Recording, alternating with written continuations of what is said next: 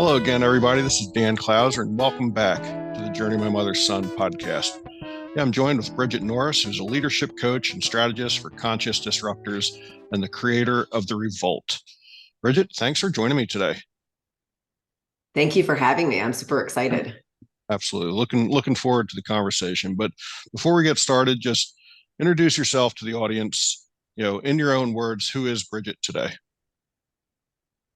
Oh boy. Today I am working on being the same. It's kind of an odd thing, but I'm working on being the same person that I was when I was 12. And that's not in a child sense, but going back to really owning who I am and as the rebellious kind of get things done girl that I kind of grew up as, and kind of lost a little bit of that when we get older, when we kind of have to, do adult things and we have children of our own. And I'm kind of enjoying the space of empty nesting and kind of going back to figuring all that out. It's kind of been a fun journey. Yeah, I, I love that. It is amazing how we we lose a little bit as we grow up. A little bit of that tenacity and that sort of thing. So, what was it specifically that made you want to go back and kind of find the 12-year-old Bridgit again?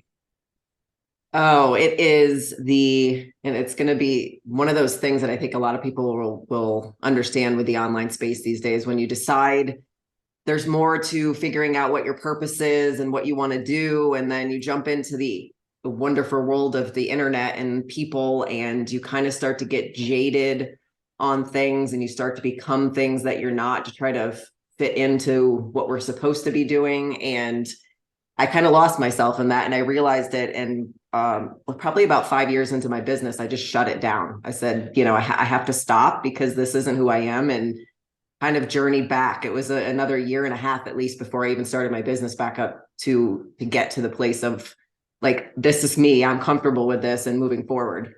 Yeah, yeah, I love that. And again, we do get caught up. Society kind of creates this image, this model, so to speak, of what we should be. And I think we all fall into that trap, for quite some time. And we all have our ways to kind of step back, whether it's like myself and my wife, who decided to sell all of our stuff and get out of the rat race and hop in an RV and travel around and do some volunteer work and reconnect with friends and family and meet new friends, or just again kind of taking a step back. So how important do you think it is for people to, because again, man, we're just on this hamster wheel, and just constantly spinning and spinning and spinning. And we all, I guess, have our, I don't know if you want to say your breaking point. I don't know if that's the right terminology or not, but your aha moment, whatever it is, epiphany, call it whatever you want to call it. Um, and I wish, there's times in my life where I wish I would have found it earlier, but then by the same token, I found it at really the exact right time. Like, I really am a true believer of everything happens for a reason. And, everything that happened prior to that just adds to the experience of who I am today. So, even though there's times where I say, our only regret is that we didn't do this 10 years earlier, that's really not true. Like, we did it at the exact perfect time of when we had to do it. So, you know, how how do you help people kind of find that space, that perfect timing for them to, reset, let's say?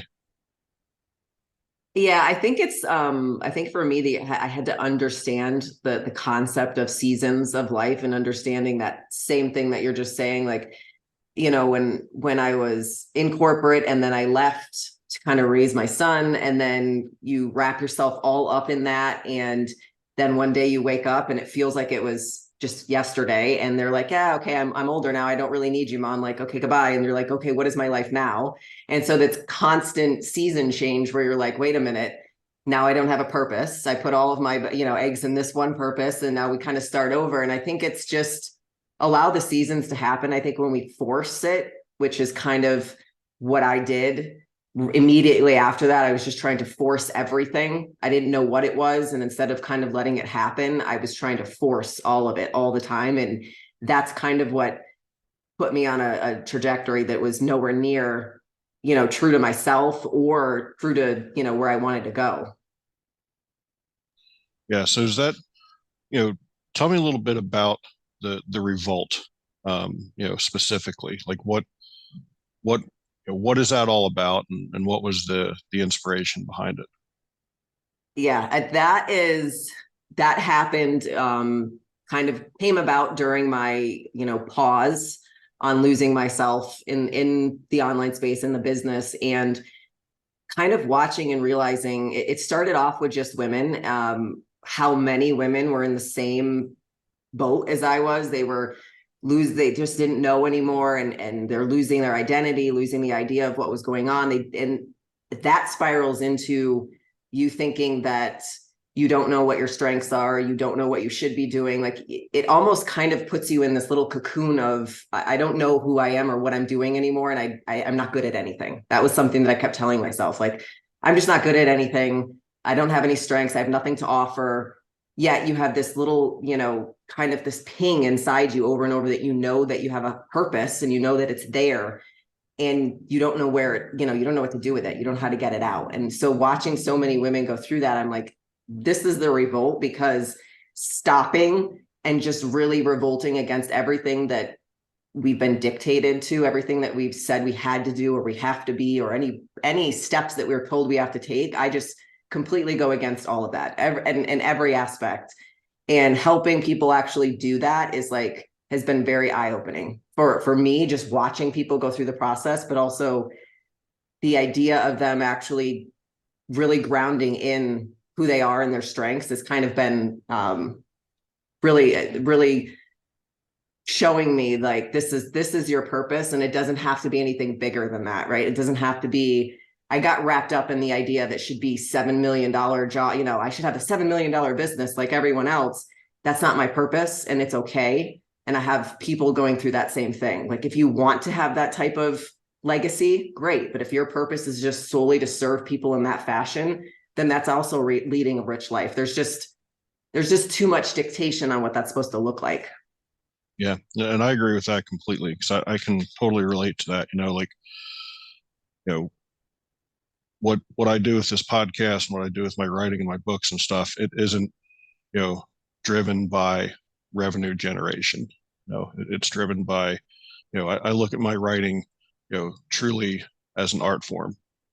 I remember one time, um, talking to a publisher that I ultimately decided not to go with, because they felt that, I've written three different books that are, completely, three different topics. One talks about my 30 years of coaching baseball and softball.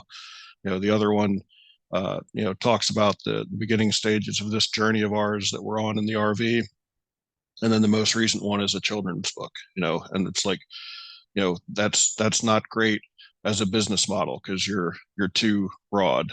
Where even with this podcast, I have everything from professional athletes to, coaches like yourself and everything in between.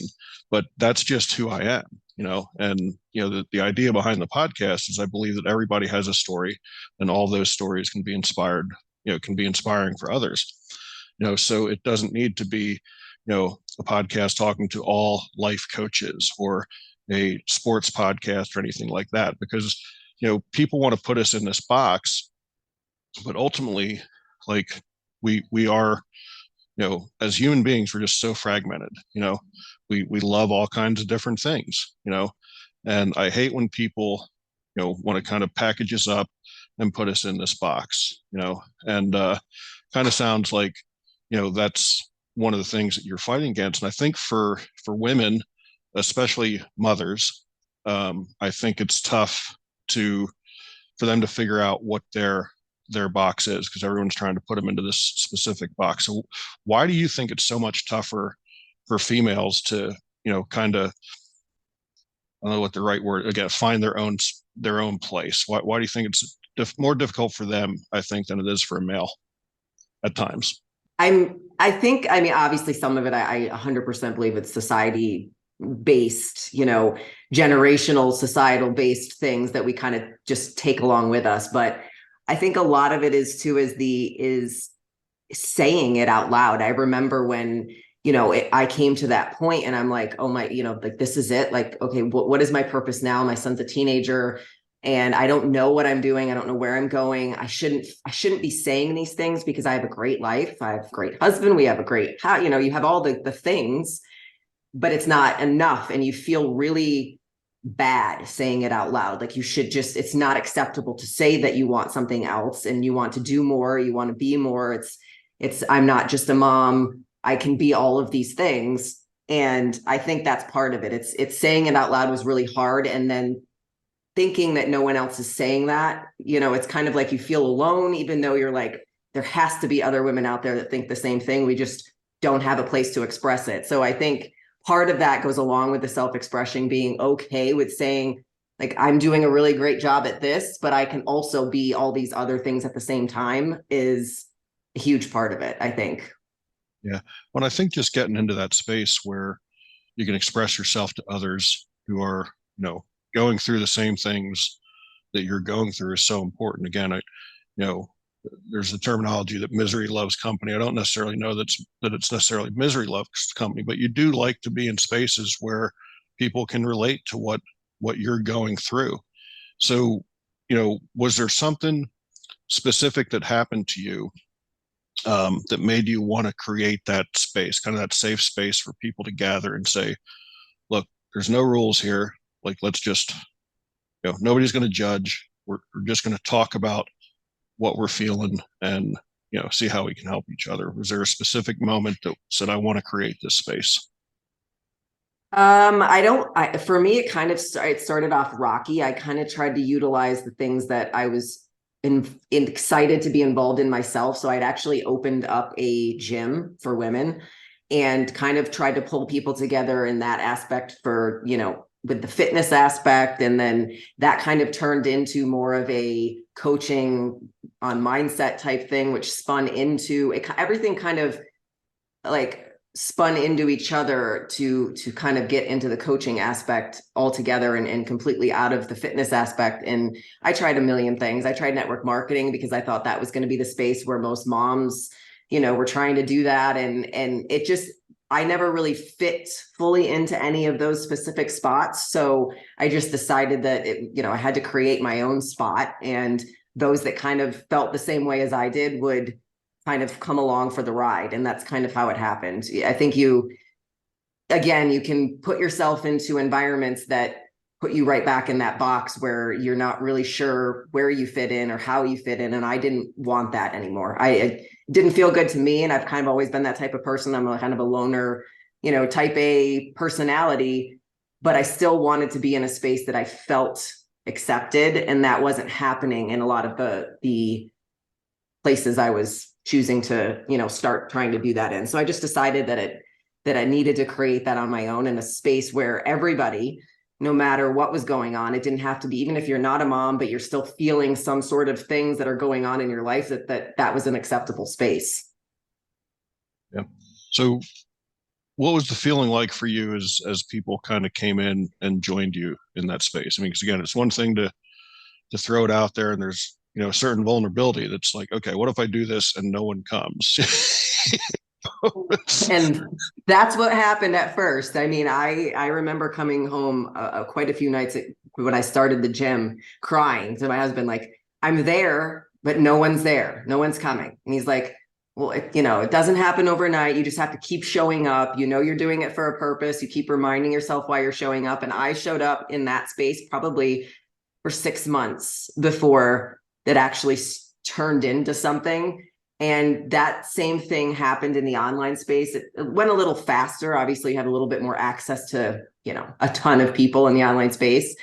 But I was ready for it by then. Like I had already experienced the lull of, oh my God, like nobody's coming. Like nobody believes in this. Nobody wants to listen to me. I already experienced that like live in person for 6 months. So when I came into the online space, it was almost like I have a lot of people listening and eventually people will show up, but at least I don't feel like I'm talking to myself. Yeah. So what was it that kept you going, during that lull? I have such a hard time expressing it unless somebody actually knows it and understands that feeling. There's like this feeling inside that no matter what's happening, once you've figured out like this is the direction I'm going in and this is what truly feels good in my soul, you just can't not do it. Over and over and over, my husband's like, you don't have to go back to coaching. Like you're off the social media, your mind is right now, like you're not doing all of that. You don't have to go back and do that. And I'm like, I don't have to, but I do have to because inside there's something that's telling me I can't let it go. So that ping, I think anybody that's feeling that, it's almost like it's so hard to express, but you just know you have to keep going no matter what it looks like. That's kind of the thing for me. And it's easy to quit on something that doesn't work or that isn't the thing, which is why I think as we're finding our purpose more and more, it's easy just to give up on something else. But most people that are doing that, they give up on one thing to move into something else until they fully settle into the thing that they're staying with. So for me, I think working with people that have that same ping has been the most exciting because they just won't stop. You can't stop. It's like a physical, I can't stop doing it. Yeah, and I think just kind of believing in the work that that you're doing is something that keeps you going every day. I mean, even this is now, I don't know, around episode 220 or something of the podcast, but I know when I first started, dude, and you're getting a dozen downloads or whatever the case is, you wonder, why are you doing it? But then all of a sudden you get an email or a message from somebody that says, wow, this episode, really changed my life, or Yeah. really, helped me through a difficult time, or whatever the case was. And it's like, okay. And it kind of, you know, I actually wrote about this some time ago. Where so many times we want to jump in and make the big splash when we realize that um, you know the ripple effect of the pebble can be more accomplishing than the big splash of the big rock going into the pond. And just kind of Yeah. keeping at it. And I refer back to the starfish story where the old man comes along this little boy on the beach, and he's picking up one starfish at a time. And the old man asks him, son, what are you doing? He's like, I'm trying to save all these starfish. And the old man's like, you're never going to be able to save them all. You're not making a difference. And the little boy looks at him, just picks up one more starfish and throws it back in the ocean and says, well, I made a difference for that one. And I think when we really kind of focus on again, those little things, going back to kind of the subtitle of the podcast, it helps us put things into perspective, and that if you affect one person and then they go out, and how they were affected affects one or two more other people, and then those people, and it just kind of it goes on. But we may not necessarily see those results. So I think it really just comes down to believing in what you're doing and the work that you're doing and the purpose behind it, more so than necessarily seeing those instant results. Yeah. Um, I agree. I definitely agree. I think that a big piece of it too is it excites me and it watching someone like solidify their strengths and understanding that it ties in intrinsically to what they're doing and how no one else can do it exactly the way that you're doing it. And the mark you're leaving is your own, and it's changing people. Even if it changes one person, you've made a difference, and it's huge. And I think that's exactly the same that you're saying. Like one person, I mean, obviously there's a ton of people out there in this world that doesn't matter, and they're looking just for quantity over quality and the dollars over, people over, profits over people. But I don't, for me, my connection isn't, I don't work with those type of people. Everybody that I work with, from entrepreneurs to lawyers, they get into it for a very specific reason, to serve people. And so that's definitely, I think everybody is on that same page. yeah, yeah, and that's so important. And I think that's the thing that if you just focus on you know that type of person, it just solidifies the the work that you're you're doing. So you mentioned that when you first started, it was really specific to females, but now you've kind of, you know, opened it up um, to men as well. So what what was kind of the philosophy behind opening up to everyone? It kind of happens a little bit organically. I actually work in a academy called My Legal Academy, where it is all attorneys and it's mostly men in this academy, and they're learning to scale their business, and they're needing the same concept every other person needs. But what I realized between the last time the Revolt ran and doing this and running the Revolt again is that I for me to utilize my strengths in the way that it's beneficial and serves me and it makes me feel like I'm being successful and helping someone else, I had to realize my strengths are more on that side. They're more very type A, action oriented. They're very you know, leader based. That is like who I am and how I do. I spent 20 years in the construction industry, coming through an industry that was male dominated, to make sure that I could lead in that industry. So leaving behind the things that I grew, that the strengths that I grew didn't make any sense. And so once I kind of let go of the idea that I had that concept in my mind, I can't coach men. I don't know how to coach men. I couldn't quite possibly have anything to give men. And then my husband was like, that you kind of we coach each other every day when we're having conversations about how we should move forward. And I'm like, I never really thought about it like that. And then when I started doing it, I'm like, quite honestly, to say this in the nicest fashion, men are so much easier to coach than women. So it just became so much easier. And I'm like, wow, this is the same thing is there. And yet I'm able to utilize my strengths even more than I am just solely working with women. So it's been very eye-opening for me because it's only been within this year. Yeah, and you're the mother of a son, are you not? So that alone Yes. gave you, years of experience of coaching a male. I know. I didn't, you know what? You wouldn't even think about it that way because it's like you're a mom. You don't really think about it in that fashion. And then my son's 23. He's a ex-Marine, and he just showed up for vacation here a couple of weeks ago. And I'm like, I still do the same things I'm doing. And I'm like, okay, yeah, this is easier than I thought. This is easier than I thought it was. Like I'm already doing this. So yeah, you don't even process it that way. I never even processed it that way. Like I raised a son. How could I not possibly understand men? Yeah, yeah, no doubt about it. So how, you said you worked in the construction industry. I had done sales in the construction industry for a long time, and yes, a very male dominated industry.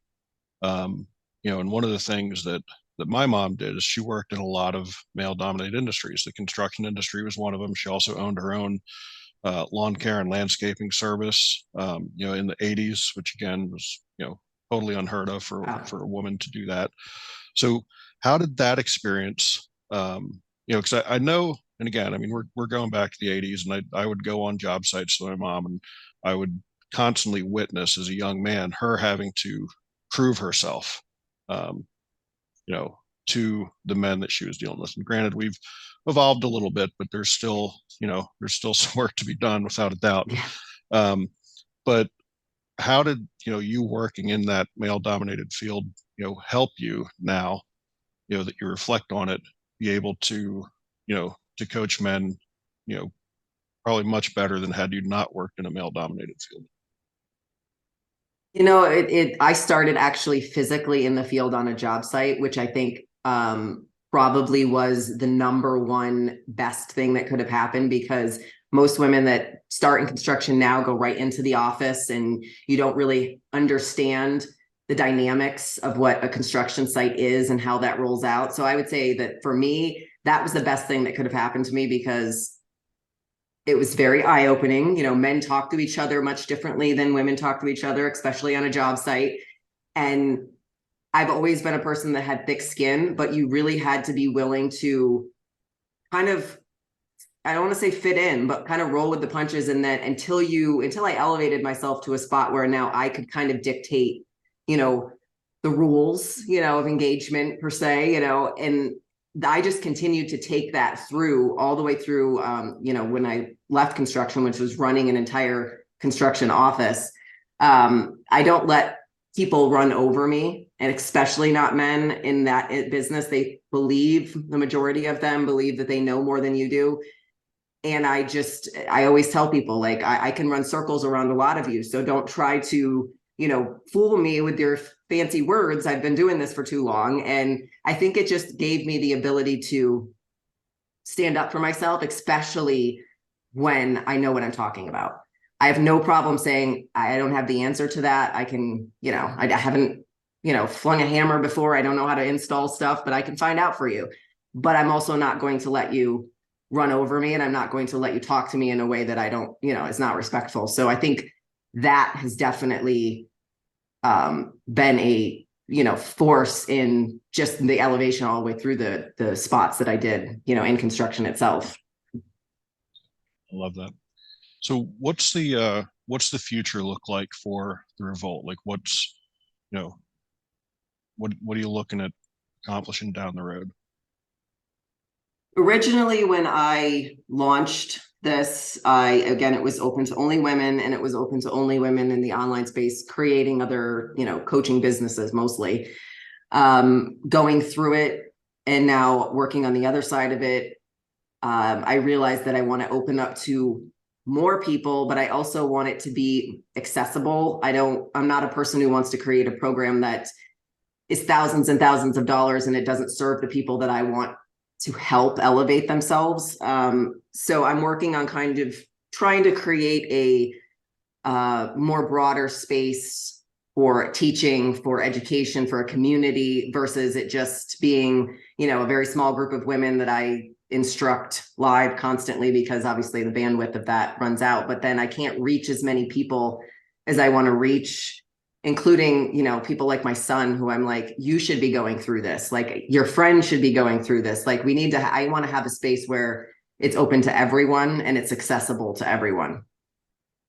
So I'm working on kind of revamping that a little bit. That wasn't my mindset when I went into it, but after going through it, that's kind of where I'm at with it. Yeah. And, you know, how do you balance, you know, that delicate balancing act really of, you know, growing but not growing too fast? Yeah, I think the only reason why I'm able to do that is watching both in construction and corporate and my own business that's been, you know, going for 7 years. Once you watch somebody go so fast that they actually crash, and it's something you're like, I'm never going to do that, because you have this business and you build it up so quickly that it's not sustainable, and everything collapses underneath, and then you have to start over. That happened in the construction business that I worked in, and it just, the infrastructure wasn't there, the people weren't there, they didn't have the right team, and it just all collapsed, and you had to completely start over. And it's a hard process to go through, watching, you know, people not be able to be paid, and that's not, I think experiencing that on a lot of levels has taught me to just go slower. It's okay to not, you know, be that guru and have a gazillion followers coming out of the chute. It's go at the pace that's comfortable for you. Go at the pace that you're growing yourself while you're growing your business, because at that point, everything else will fall into place properly. Otherwise, I've watched, just, it's a nightmare. It's a nightmare that I don't want to experience again. Yeah.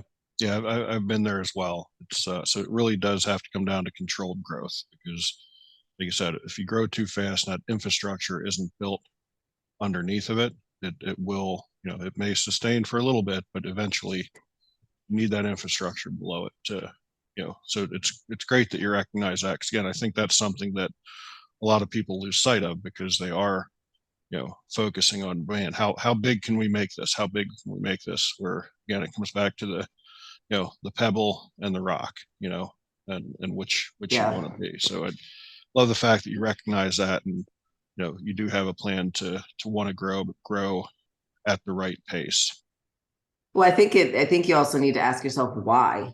Why do I want to grow? Like, I think we don't ask ourselves enough questions. Do you want to grow just because it's what you look around and everybody else is doing, and or everybody says you should do, or that's what you think is going to make you look successful or feel successful. I mean, if you don't ask yourself why, you end up falling into the same trap. You get to a place, I know many people who grew, they have amazing businesses on the outside that looks like they're making a ton of money, and they're miserable because that's never what they wanted to begin with. But now here they are. What do you do now? So there is, the grass is not always greener. So know why you're growing, and is definitely my number one. Before you even think about the growth, why do you want to grow? And I think if you don't have that foundation, and you see that so many times with, celebrity suicides and stuff like that, where it looks like they've got the entire world, but if you don't have that foundation and an inner peace as to why you're doing what you're doing, no amount of money, no amount of fame or fortune can ever make you happy at that point. So I think that, when you are asking that question, why, is really what can sustain, you to get to levels that, you may not even envision at this point, even with that controlled growth. So I love that for sure. Yeah, 100%. So Bridgit, we covered a lot of different topics here, but anything that we missed that you think would be valuable to the listeners? No, I think we covered a lot. I think we covered a lot of different areas. I think the main thing always, and even when we're talking about purpose, or we're talking about, the main thing for me is know who you are, stand in that, and use your voice based on that. And you won't go wrong if you just stay true to you. Yeah, I love that. Bridgit, how can people find you on the internet if they want to reach out, if they want to become part of the Revolt? How do they find you? Where do they find you? Both on Instagram and Facebook. It's just Bridgit Norris. It's Bridgit Norris. I use Facebook a little bit more. My son tells me it's because I'm old and I don't use Instagram properly. But I am there as well. But yeah, both the same. Yeah, guilty as charged here as well with the Facebook over Instagram thing, for sure. So that's awesome. I hope some people reach out to you, because I think you have some great things to offer. That brings us to our final question. As you know, the subtitle of the podcast is Many Little People in Many Little Places, which comes from the opening lyrics of a Michael Franti song, Gloria, which go, when many little people in many little places do many little things, and the whole world changes. So it's one of the little things that Bridgit does on a daily basis to make the world a little bit better place.